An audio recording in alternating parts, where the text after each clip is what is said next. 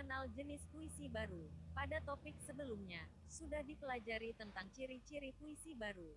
Ciri-ciri puisi baru tersebut ternyata banyak perbedaan dengan jenis puisi lama. Puisi baru lebih bersifat bebas dan tidak terikat oleh aturan seperti rima akhir bunyi, jumlah suku kata, dan jumlah bait. Gaya bahasa puisi baru juga ternyata berbeda dengan gaya bahasa puisi lama.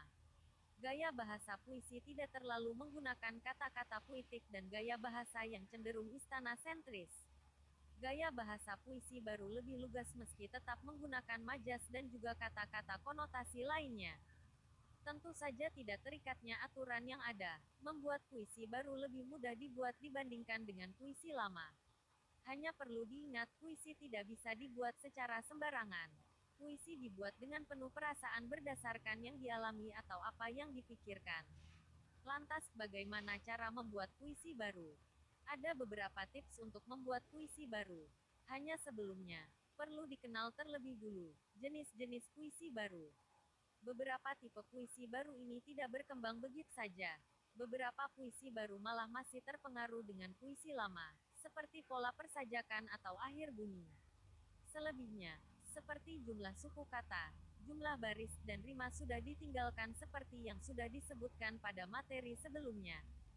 Puisi baru memiliki banyak jenisnya. Jika diklasifikasikan, akan ada dua jenis puisi baru.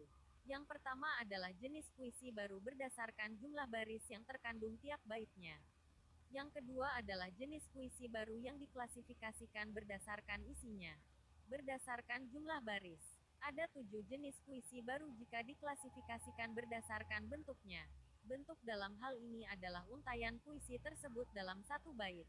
Ketujuh puisi baru tersebut adalah sebagai berikut. 1. Distikon. Distikon merupakan jenis puisi baru yang biasanya terdiri dari satu atau lebih bait dan tiap baitnya memiliki dua baris kalimat saja. Ciri kedua distikon adalah pola persajakannya yakni AA. Contoh, bulan setengah bayang. Cahayanya termakan kerinduan. Hilman MN. 2. Terzina. Terzina merupakan jenis puisi baru yang biasanya terdiri dari satu bait atau lebih dan tiap baitnya memiliki tiga baris kalimat saja. Pola persajakan terzina tidak terpaku, yakni AAA, AAB, ABC, atau ABB. Contoh, malam-malam ada cahaya, lebih terang dari lentera, menyorot mata. Apakah itu kamu? Berdiri di sana, menatapku. Hilman MN. 3. Kuatrin. Jenis puisi baru ini memiliki 4 kalimat dalam satu bait. Kuatrin lebih mirip seperti syair karena polanya AA. Kadang juga kuatrin memiliki pola ABAB atau AABB. Contoh, jua, mendatang-datang jua, kenangan lama lampau, menghilang muncul jua, yang dulu sinau-silau, membayang rupa jua, adi kanda lama lalu, membuat hati jua, layu liku rindu sendu, AM, daeng miala. 4. Kuin. Jika kuatrain terdiri atas 4 baris dalam tiap baitnya, maka kuin merupakan jenis puisi yang memiliki 5 baris dalam tiap baitnya. Pola sajak kuin ini lebih tetap, yakni AAAA.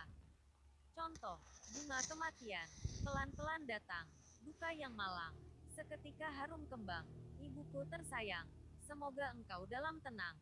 Hilman MN. 5. Sektet.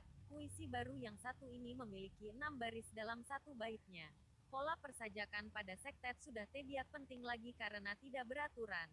Sektet inilah yang kemudian menjadi cikal lahirnya banyak puisi yang lebih variatif dan modern. Contoh, hutan, rapuh dahan terpotong-potong, tapi arah masih belum ditemukan. Sedang malam akan hinggap, sembunyiku di pohon jati. Auman malam akan menantang, mencari mangsa daging segar. Hilman MN. 6. Septima. Septima memiliki karakter yang sama dengan sektet. Bedanya, septima terdiri atas 7 baris dalam satu bait. Tidak ada pola persajakan sehingga septima memang terkesan bebas. Contoh, soal pagi. Soal pagi yang muncul besok. Kau sapa embun di daun. Kau dengar ayam berkokok. Kau panggil gelap dengan ceria. Kau sambut dingin dengan semangat. Dan nyalakan api tubuhmu. Memutari beberapa tempat. Hilman MN. 7. Stanza. Stanza tentu lebih panjang dibandingkan septima. Stanza terdiri atas 8 baris dalam satu bait atau disebut juga puisi oktav dengan persajakan yang tidak berpola. Contoh, Langit belum biru. Langit masih belum biru. Ketika kau tanya soal itu, jawabannya akan buat bingung. Akan ada tanda tanya di kepala. Tanda penasaran dalam hati. Lalu kau ajak temanmu ke bukit. Menatap birunya langit. Karena kau tak dapat jawabanku. Hilman MN 8. Soneta. Soneta adalah jenis puisi baru yang memiliki syarat-syarat yang cukup banyak untuk membuatnya disebut sebagai sonata. Adapun istilah sonata merupakan istilah dari bahasa Italia yang berarti suara. Syarat-syarat sebuah puisi disebut sonata adalah keterikatannya akan jumlah baris, pembagian bait, pembagian puisi berdasarkan jenis puisi baru, dan pola persajakan yang tetap.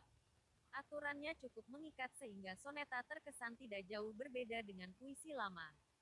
Contoh, Gembala, perasaan siapa takkan nyala A. Melihat anak berlagu dendang B. Seorang saja di tengah padang B. Tiada berbaju buka kepala A. Beginilah nasib anak gembala A. Berteduh di bawah kayunan rindang B. Semenjak pagi meninggalkan kandang B. Pulang ke rumah di senjakala A.